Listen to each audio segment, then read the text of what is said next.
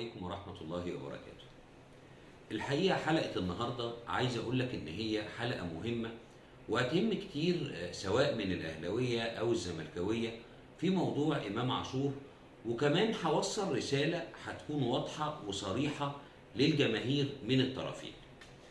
خلينا نتفق إن حديث الساعة في الفترة دي كلها بيتكلم على توقيع إمام عاشور للنادي الأهلي لمدة 5 سنوات، والنهارده هقول لك إمام هيتقاضى عقد مقابله قد إيه، لأن النادي الأهلي أعلن عن مدة التعاقد وهي 5 سنوات، لكنه ما أعلنش عن المقابل المادي اللي هيحصل عليه إمام عاشور، وهو اللي هقول لك عليه دلوقتي حالا.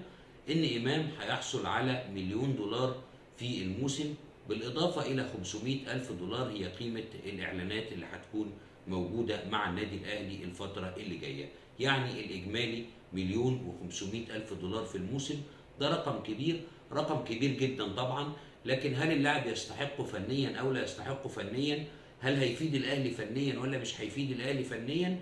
أعتقد إن الإجابة هتحتاج حلقة تانية هنتكلم فيها على الحكاية دي، وإن كنت أنا من وجهة نظري الشخصية اللي قد تحتمل الصواب وقد تحتمل الخطأ، هو كناحية فنية الأهلي محتاجه ومحتاجه جدا، وهيفيد الأهلي فنيا جدا. ليه؟ لأن طبيعة لعب إمام عاشور وأسلوب لعبه وستايل لعبه هيخدم جدا خطة مارسيل كولر وطريقة اللعب اللي بيشتغل بيها، بالإضافة إلى إن مفيش لعيب جوه النادي الأهلي في الفترة الحالية أو على مدار ال5 6 سنين اللي فاتوا هيقوم بنفس الدور اللي إمام عاشور يقدر يقوم بيه في قلب الملعب. إذا الأهلي هيستفيد منه فنيا. طب أمال الضجة اللي موجودة ورفض جماهير الأهلي ليه؟ خلي بالك أنا مش ضد وجهة النظر دي أبدا. ليه مش ضد وجهة النظر دي؟ لأن المفترض إن، وهنا هبين لك حاجة مهمة قوي، هي القصة بتيجي على كرامة الأهلي ومبادئ الأهلي ولا بتيجي على كبرياء الأهلي؟ عشان في فرق كبير ما بين الاتنين.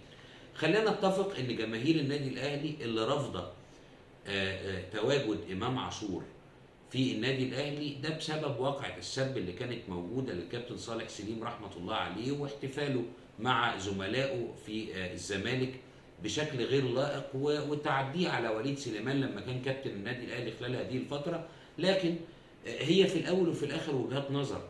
قد يكون مجلس اداره النادي الاهلي حاطط في اعتباره ان انا المهم عندي ان انا استفيد فنيا من اللاعب، الحاجات التانيه دي ممكن ما افكرش فيها وممكن ما ابصلهاش، هي دي ممكن تكون وجهه نظر. لان خلي بالك في نغمه خايبه كده، يعني مش عارف الحقيقه سببها ايه، يقول لك احنا اللاعب ممكن يكون سلوكيات فيها مشكله فهو هيتربى خلال الفتره اللي جايه. طبعا الكلام ده كله كلام فاضي، مع كامل احترامي للي عنده وجهه النظر دي او بيقولها ليه، لان سلوكيات اللاعب انتوا عارفين ان هو نشأ عليها وهيفضل عليها لغايه ما يبطل كوره، دي ما بتتغيرش، والتاريخ شاهد على اسماء كتيره وكبيره كمان في نفس الوقت كان بيحصل معاها المواقف ده وما اتغيرتش وما اتعدلتش، سواء كملت في الاهلي او رحلت عن الاهلي او غيره، في النهايه فضلت برضو بنفس السلوكيات. لكن الحته الفنيه الاهلي هيقدر يستفيد من امام عاشور بيها.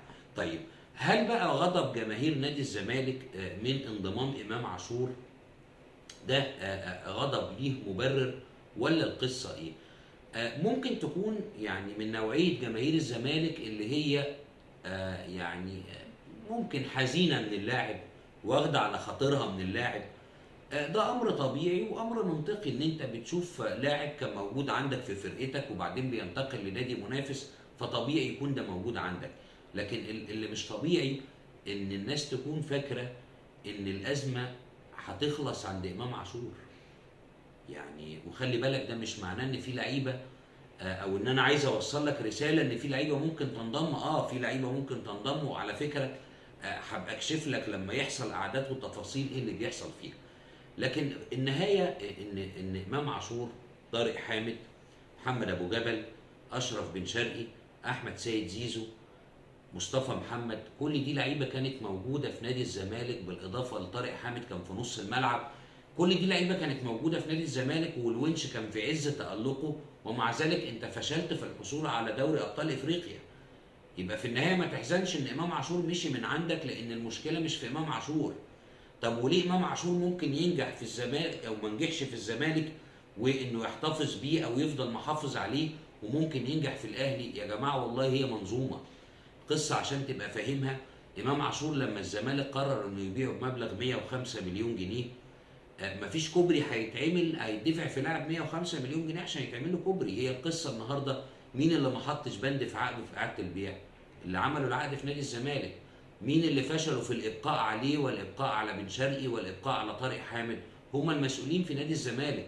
فالنهارده ما تلومش غيرك، في حين ان المشكله الاساسيه هي موجوده عندك بمنتهى البساطه.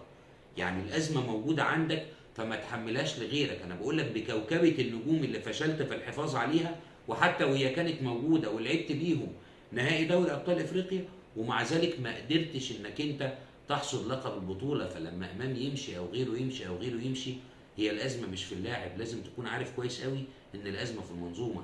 الزمالك حاليا بلا اداره.